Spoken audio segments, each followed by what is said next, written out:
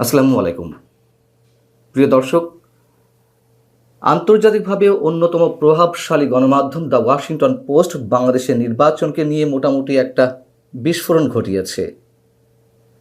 ঘণ্টা কয়েক আগেই তারা একটি প্রতিবেদন প্রকাশ করেছে, যার শিরোনাম হচ্ছে US seeks to be friends with Bangladesh is once banned Islamist party. শিরোনাম শুনেই আপনারা বুঝতে পারছেন যে কি বলতে চাইছে ওয়াশিংটন পোস্ট। যুক্তরাষ্ট্র চায় এই নির্বাচনের মাধ্যমে এক সময়ে নিষিদ্ধ থাকা দল জামাতে ইসলামী ক্ষমতায় আসুক।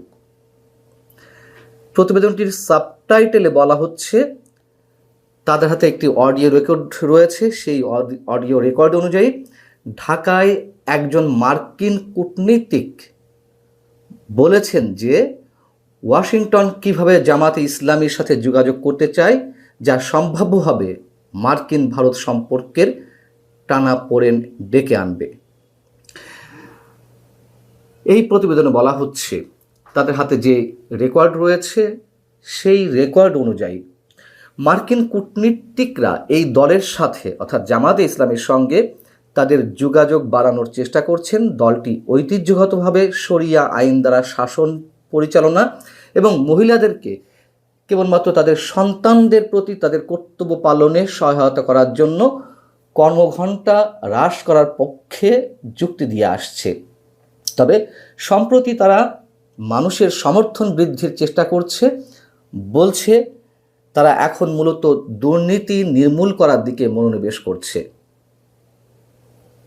বাংলাদেশের রাজনৈতিক দৃশ্যপট পরিবর্তনের সাথে সাথে সেখানকার আমেরিকান কূটনীতিকরা ইঙ্গিত দিয়েছেন যে তারা পুনরুত্থিত ইসলামপন্থী দলগুলোর সাথে কাজ করার জন্য আগ্রহী, এবং এই বিষয়টি মোটামুটি ওই রেকর্ডের মধ্য দিয়েই সব কিছু বেরিয়ে আসছে। এবং সেই রেকর্ডকে ভিত্তি করেই আরও সংশ্লিষ্ট বেশ কয়েকজনের মন্তব্য নিয়ে এই রিপোর্টটি তৈরি করা হয়েছে। আমি দীর্ঘ এই প্রতিবেদনের অংশ বিশেষ আপনাদের জন্য তুলে ধরছি। এটুকু শুনলেই মোটামুটি বোঝা যাবে যে যুক্তরাষ্ট্র বাংলাদেশের নির্বাচন নিয়ে কি ভাবতে চাইছে, অন্তত ওয়াশিংটন পোস্ট যা বলছে। এই প্রতিবেদনে বলা হচ্ছে যে গত 1 ডিসেম্বর অর্থাৎ 2025-এর 1 ডিসেম্বর বাংলাদেশে মার্কিন দূতাবাসের কার্যালয়ে বাংলাদেশেরই কয়েকজন নারী সাংবাদিকদের সাথে একটা রুদ্ধদ্বার বৈঠক ছিল, যেখানে ছিলেন ওই মার্কিন কূটনীতিক।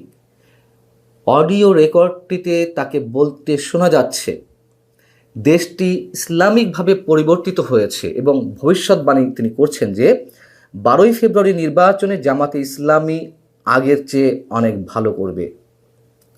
তিনি বলছেন, আমরা চাই তারা আমাদের বন্ধু হোক।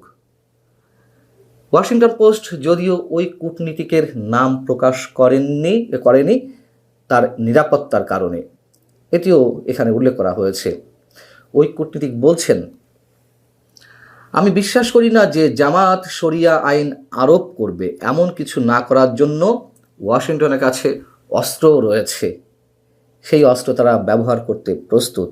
কি অস্ত্র?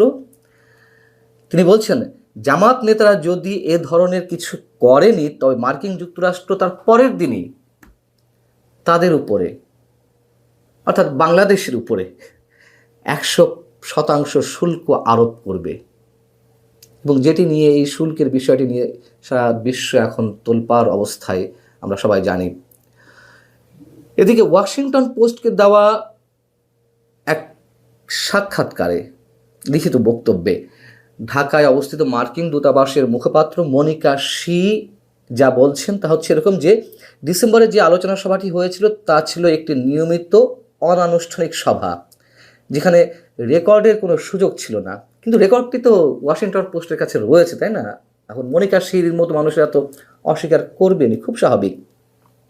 তিনি বলছেন, বৈঠকে অনেক রাজনৈতিক দল নিয়ে আলোচনা হয়েছে এবং যুক্তরাষ্ট্র বিশেষ কোনো দলকে বেশি প্রাধান্য দেয় না, এবং বাংলাদেশি জনগণের দ্বারা নির্বাচিত যে কোনো সরকারই হোক না কেন তার সাথে কাজ করার পরিকল্পনা যুক্তরাষ্ট্রের রয়েছে। ফরমাল যেসব বক্তব্য দেওয়ার কথা তাই দিয়েছে। এদিকে জামাতে ইসলামীর যুক্তরাষ্ট্র শাখার মুখপাত্র মোহাম্মদ রহমান তিনি বলছেন ওয়াশিংটন পোস্টকে যে একটি ব্যক্তিগত কূটনৈতিক বৈঠকে করা মন্তব্যের প্রেক্ষাপটে আমরা কোনো ধরনের মন্তব্য করতে চাই না। বোঝা যাচ্ছে তো। ওয়াশিংটন পোস্ট বলছে আগেকার অপ্রকাশিত অনেক মন্তব্য রয়েছে এরকম যুক্তরাষ্ট্রের কূটনীতিকদের, যা বাংলাদেশে পরিবর্তিত এই গুরুত্বপূর্ণ মুহূর্তে বাংলাদেশে নিযুক্ত মার্কিন কূটনীতিকরা দেশের রাজনৈতিক ভবিষ্যৎ কীভাবে দেখছেন তার স্পষ্ট একটি চিত্র পাওয়া যায়।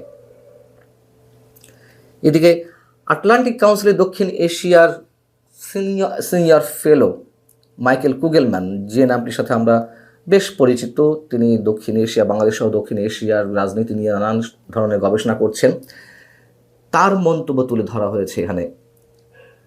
কুগেলম্যান বলছেন, জামায়াত ইসলামীর সাথে আমেরিকার যোগাযোগ যুক্তরাষ্ট্র এবং ভারতের মধ্যে আরেকটি ফাটল তৈরি করতে পারে।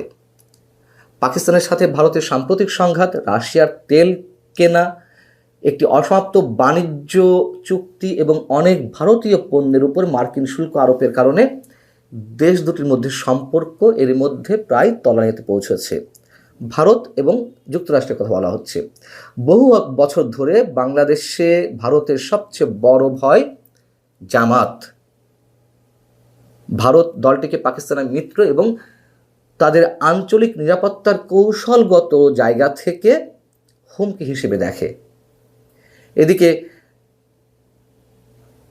বাংলাদেশে মার্কিন দূতাবাসের মুখপাত্র মনিকা শি, তিনি কি বলছেন, এই বিষয়ে মার্কিন ভারত সম্পর্কের উপর কোনো উল্লেখযোগ্য প্রভাব ফেলবে না বাংলাদেশের নির্বাচন। অর্থাৎ বাংলাদেশের নির্বাচন নিয়ে যুক্তরাষ্ট্র যাই করুক না কেন, এটি ভারত যুক্তরাষ্ট্রের সম্পর্কে কোনো প্রভাব ফেলবে না। মানে পরোক্ষভাবে আবার তার উত্তরটি বেরিয়ে আসছে। ওয়াশিংটন পোস্টে বলা হচ্ছে, ভারত বাংলাদেশ সম্পর্ক এরই মধ্যে তলানিতে। হাসিনা ভারত সরকারের মিত্র ছিলেন এবং ক্ষমতাচ্যুত হওয়ার পর নয়াদিল্লিতে অবস্থান করছেন। ডিসেম্বরের বৈঠকটিতে ওই মার্কিন কূটনীতিককে বলতে শোনা যায় শেখ হাসিনা সম্পর্কে, রাজনৈতিকভাবে হাসিনার সাজা দারুণ ছিল, মোটামুটি তিনি উচ্ছ্বসিত এবং দারুণটা শব্দটাও একটু কটাক্ষ করে উচ্চারণ করেন। যদিও মানবতা বিরোধী অপরাধ ট্রাইব্যুনাল স্বাধীন এবং স্বচ্ছ নয়, তারপরেও শেখ হাসিনা দোষী এবং ট্রাইব্যুনালে যেভাবে হোক প্রমাণ করার চেষ্টা করা হয়েছে এবং যেটি বেশ আকর্ষণীয়। এই প্রতিবেদন বলা হচ্ছে যে কোনো রাজনৈতিক বিশ্লেষকও মনে করেন জামাতে ইসলামী আগের চেয়ে বেশ শক্তিশালী অবস্থানে রয়েছে।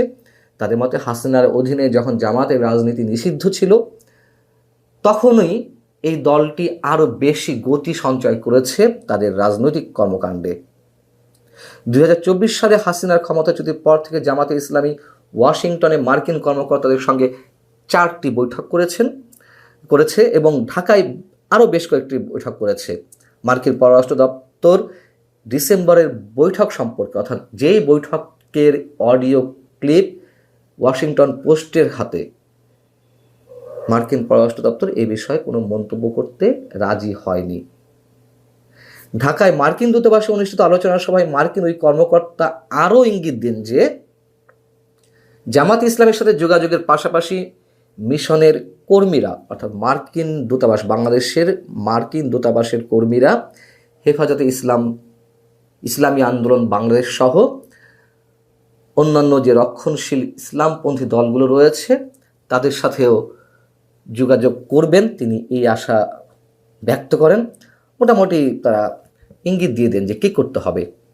তিনি বলেন, আমরা চাই তারা আমাদের বন্ধু হোক। একটু খেয়াল করুন কি মানে বোঝা যাচ্ছে তার বক্তব্যের মধ্য দিয়ে।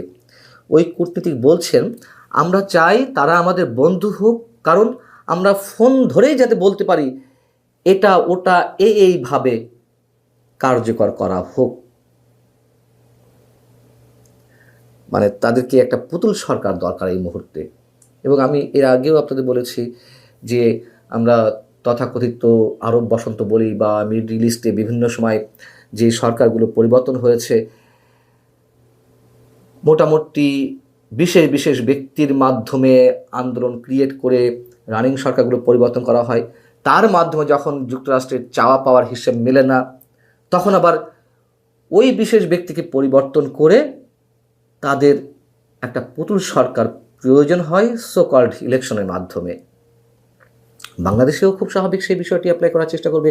তারা কতটুকু সফল হবে কিংবা হবে না সেটি পরের কথা।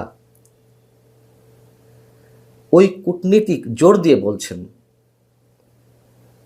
যেটি ওয়াশিংটন পোস্ট জানাচ্ছে, যদি জামাত ইসলামী ক্ষমতায় আসে এবং ওয়াশিংটনের কাছে অভিশপ্ত নীতি, অর্থাৎ তাদের কাছে যে অভিশপ্ত নীতি শরিয়া আইন, তা যদি বাস্তবায়ন করে, তাহলে মার্কিন যুক্তরাষ্ট্র দেশটির বিশাল পোশাক শিল্পের বিরুদ্ধে ব্যবস্থা নেবে।